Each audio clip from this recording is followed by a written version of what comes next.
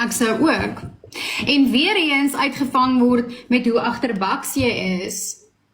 Want die vrou sê daar in die video, want ek vat hom môre Pretoria toe. En dis juist die dag wat hy Pretoria toe gery het, toe jy nou gebel het op die ondersoekbeampte se foon om met hom te praat en maak of ja, hulle doen maintenance. Dis nie net op myne nie.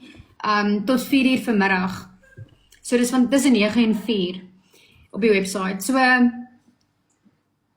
julle wil altyd huil wanneer dit te laat is, né? So jy bel om die volgende dag. Nou beantwoord dit seker vir ons die vraag, want almal het gevra, maar hoe het sy die ondersoekbeampte se nommer gehad om jou te bel op die ondersoekbeampte se foon? Hierdie beantwoord seker nou die vraag. So Marilise, ek het nie 'n klou wat jy van praat, ek hoor net van 'n video. Ek het nie 'n video gesien nie. nou gaan die video, ek het dit nou net gespeel op my laai. Wat moet ek doen? Moet ek dit vir jou stuur dat jy gaan kyk? Dit is basies hoe hulle op 'n wat se naam op 'n video call almal sit met die ondersoekbeampte teen jou. En hier so baie mense in die call want hulle sny nog Terwyl ek in die aanhou selle is.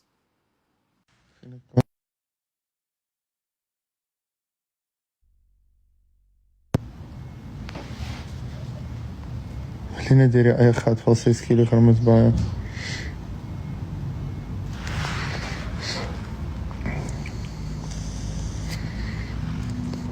Kyk so van watter video praat ons? Dis die vraag.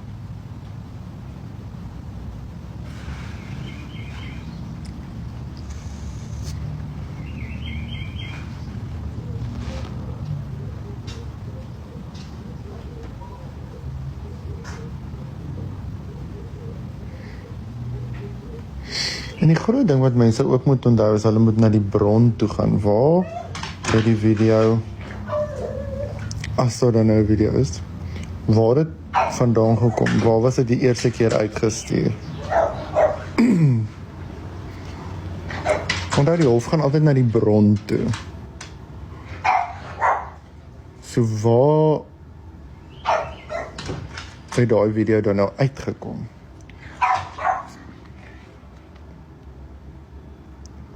Hi Dyneveld, hi Dottie.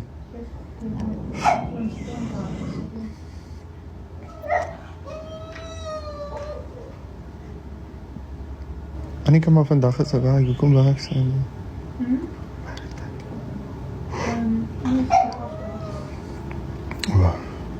Okay. Ons mag dit ook nie.